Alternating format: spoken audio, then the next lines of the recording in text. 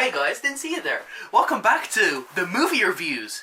February's just ended and now we got movies to review. I didn't watch every single movie that I said I was gonna watch in last month's review because I'm just fucking lazy. Whatever, I reviewed a lot more than last time, so here we go. I'm just gonna start. This is gonna be a quick one, you know, letterbox and shit, go down there. Let's start the review. Yeah, I think this cattail's pretty cute and all, like, it's all nice and fluffy. What's this thing at the end? This little metal thing. What's that for? What's this, like, go? Okay, so the first movie I watched this year was some horror movie I found on Netflix called Come Play. I don't even know why I decided to watch it. I think it was just there. I was like, fuck it, put it on. It's kind of like mid. It's not bad, it's not good, it's just mid. If you've never heard of it, it's pretty much just about, it's actually about autistic child himself. This is his origin story, and it's pretty much just about this autistic kid named Oliver, and then he's like constantly glued to his phone, and then there's this like monster that lives in like the phone world or something. I don't even know how to describe it. And then he comes out through the screens or some shit, and he's got a mom, and he's like, his mom actually believes him and shit. It's weird. That's the first time it's ever happened in a horror movie where parents actually believe your shit's going on. But to be honest, right, I didn't know what the fuck I was watching. I didn't understand it. It reminded me a lot of the movie Babadook, but a more shit version of Babadook. Babadook's actually a good horror movie as well, so it's kind of sad. But not much more I can say about Come Play, because I didn't really know what I was watching. So I give it 3 stars. Next film I watched is, Andy made me watch another one of those silent films from fucking whatever years ago. It's called A Trip to the Moon. It's pretty much just about these guys who go to the moon, and then there's moon people. Now, I wasn't really paying attention most of the time because me, Andy, and George were watching it, and we decided to play Death Grips music in the background. Anytime you guys want to watch a silent movie, just play Death Grips in the background. It enhances the experience so much. I have nothing to say about the movie. Like, I'm not into those silent films, even though like I'm a film nerd. I don't know. I'm not into them. Like all those film critics are gonna be like, "You fucker, how you not into those fucking shit?" But I'm not into them. I don't get the point. Obviously, like, they're really old, and like if you like classic movies, then do you. So I give it 2.5.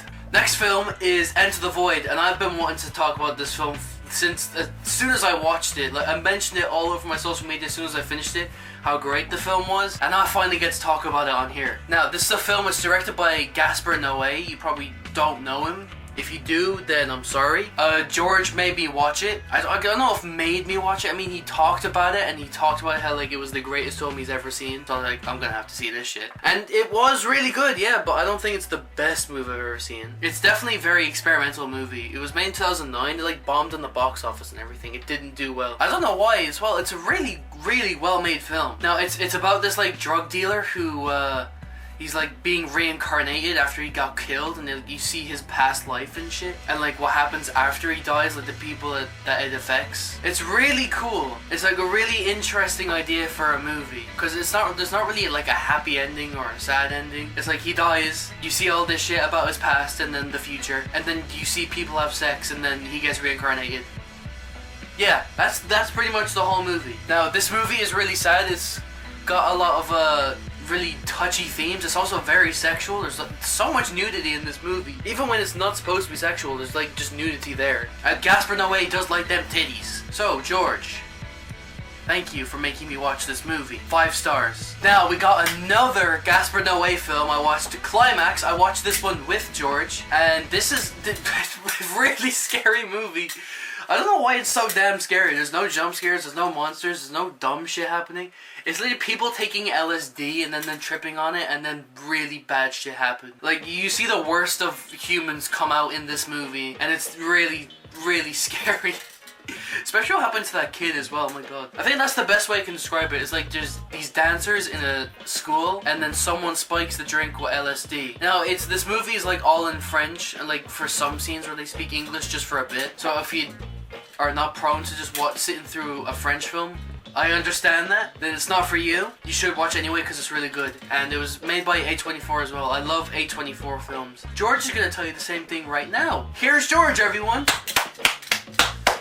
Fucking Greek cunt. Nigga. I'm 100% nigga. Hello everybody, my name is George and today I will be having my own segment on Ben's latest video. Okay, so today I'm going to be reviewing Gaspar Noé's 2018 film titled Climax. Hooray! Alright, so I'm gonna be heavily spoiling this video, so skip to this timestamp right here. Let's just jump into it, chat. Right, so Climax is a film based on a real event where a bunch of dancers in like 1990, the late 1990s in general, they basically went to an abandoned school and they got drunk. The drinks there were spiked and basically nothing happened, but in the version of the film, everyone goes batshit crazy and everyone fucking dies. And yeah, well, the next thing I'm about to say is like, again, a heavy spoiler, so skip to the timestamp I shown before. This film is actually incredible and I don't want the experience to be ruined for you. Alright, so let's go. Half of the film is centered around the dances. We get to learn them, we get to learn how they speak about the others, what they think about them, and what their sexual preference is. There's like a 10-minute segment where we look at these two people talking about how they would fuck that one girl. Yeah, Psych, I think her name was, I don't remember. Okay, and then after that there's like another dancing scene. Oh, okay, I just gotta say, this film is like super slow paced, but after you like get past the first half, super rewarding. The film is incredible, bro. I'm telling you, Gaspar Noé is a genius.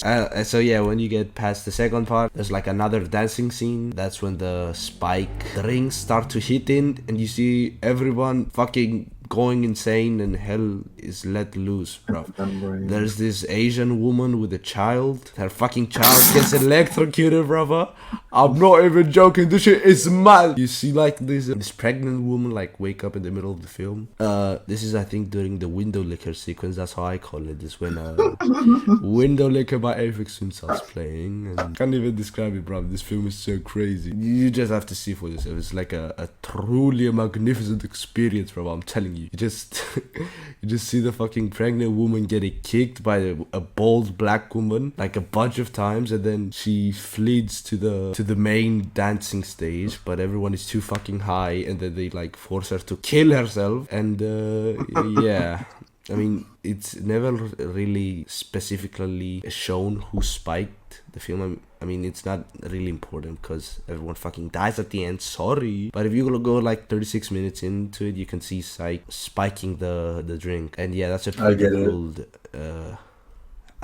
Easter egg or some shit. It's like hidden in plain sight. I think Ben gave this a 9 out of 10. I believe that this is one of my favorite films of all time. And I'm feeling a 10 Gaspar Noé's out of 10 Black Panthers. Thank you, Ben, for having me on this segment. See you later, everybody. Don't forget to like and subscribe.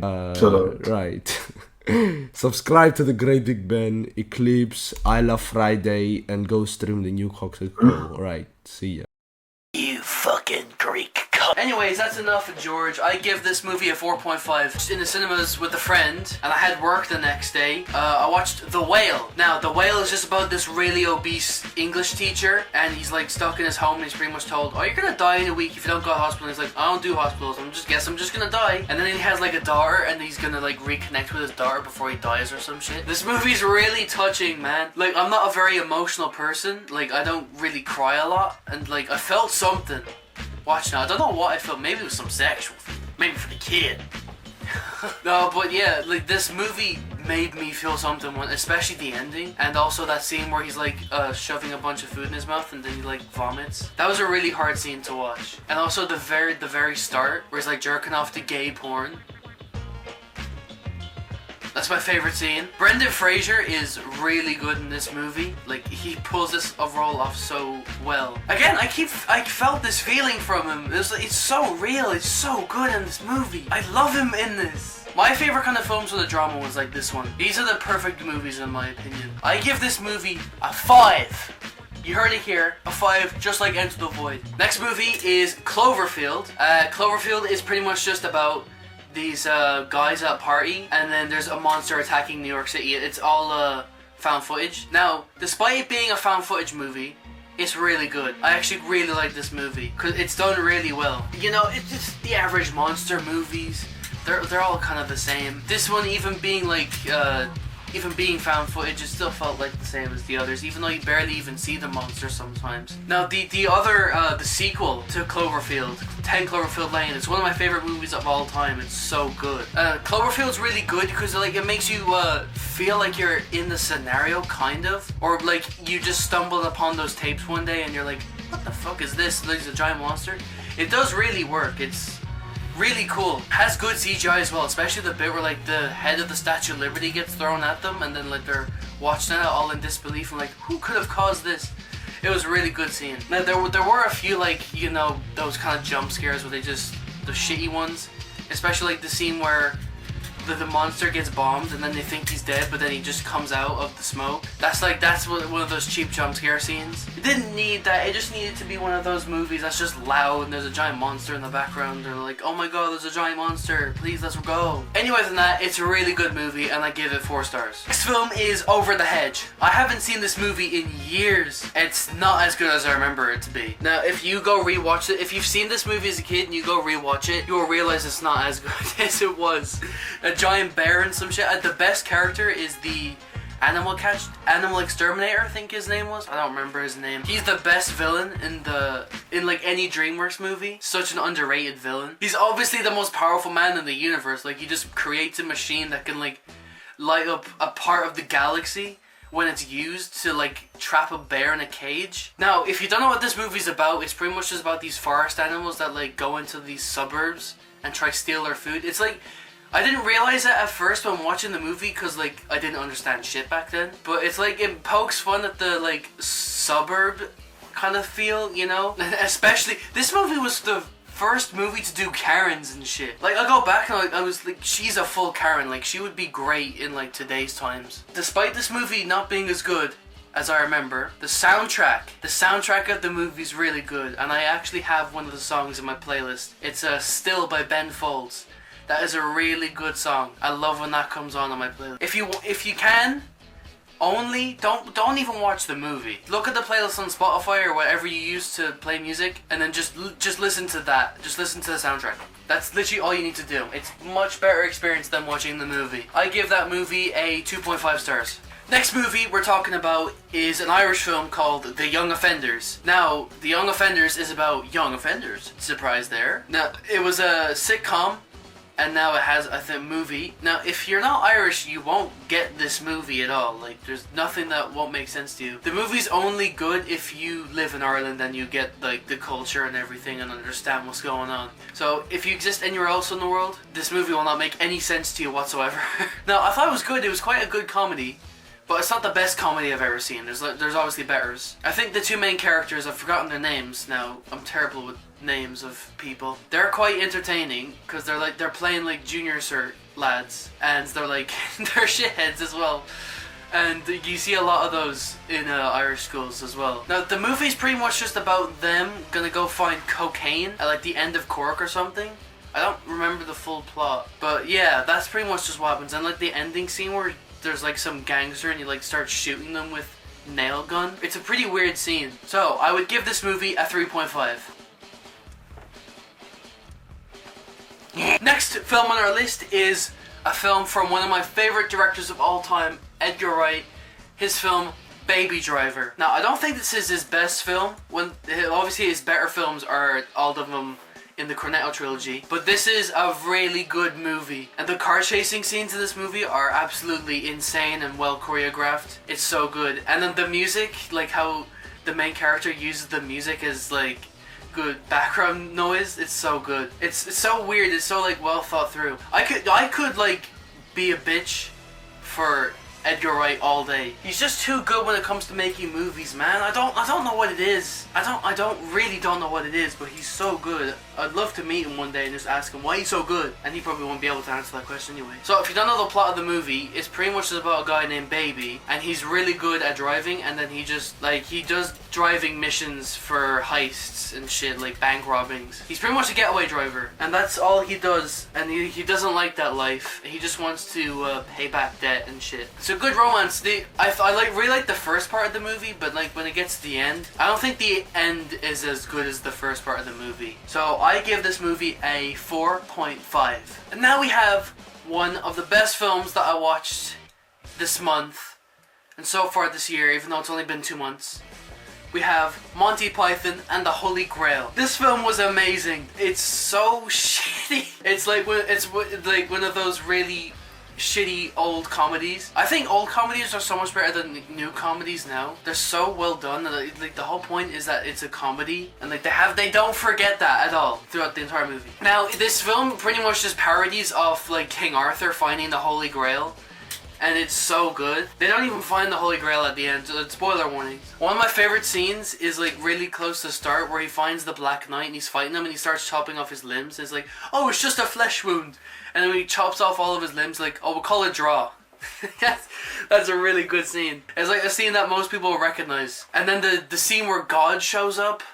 That's the best depiction of God. Yeah, it's just a Monty Python film. You should watch Life of Brian. Life of Brian's really good as well. I don't know what else to say about it. It's really good comedy. Like, I'm laughing even thinking about it now. The scene where like the French people in the castle are throwing like animals at the round table. It's so good. And the bit where like Sir Lancelot the Brave just runs into a castle and starts killing everybody, and it's like the king of that castle's like, oh, it's fine, you can come and you have dinner. I give Monty Python and the Holy Grail a 5. That's so weird. I gave 3 movies a 5 stars. I've seen a lot of good movies this month. Hopefully next month I'll do the same. Alright guys, that concludes it for this month's movie review. I will see you next month. Goodbye. Nigga. I'm 100% nigga. Hey, what's going on, Jewish people? So today I'm talking about this movie that I watched. Great movie, top tier movie. Honestly, a 10 out of 10 movie. It's very satisfying and I really enjoyed it. I'm gonna put it on my Letterboxd account. Follow me on Letterboxd. Today's movie is called Radio Rebel. Okay, I watched this shit like 4 days ago. I watched it when I was a kid. I watched it like 2 months ago. I watched it 20 minutes ago. I watched it a half hour ago. Stop, George. My bad, fool. My bad, fool. Let me tell you about this movie. Okay, this movie is flippin' pushing P. So basically what happens is, there's this girl, right? Her name's Tara. Now, Tara, shut the fuck. Tara is a shy little thing, according to her mom. And that little fucking stepfather that she wants to fuck secretly. But basically, she has a secret. And her secret is, she is Radio Rebel. That was so cringe. Then she gets this job at Slam FM with her fucking dad or stepdad because she fucking owns that shit or something like that. I've been taking my time. So then basically what happens, right, is this bitch Tara wants to fuck this guy named Gavin who's in this band called the G's with this other guy named Gabe, right? And they play this song. It's like, she's so good! Okay, so basically what ends up happening is these fucking cunts. What happens is they're like, oh, they get paired up together, right? But this evil bitch named Stacy, right? She's a whore, and she wants to fuck Gavin too. She's like, Tara, you're a fucking slut. Yeah, I like penises in my vagina. I feel like if I made this in middle school, it would be funny. You fucking Jew boy McKiker, son.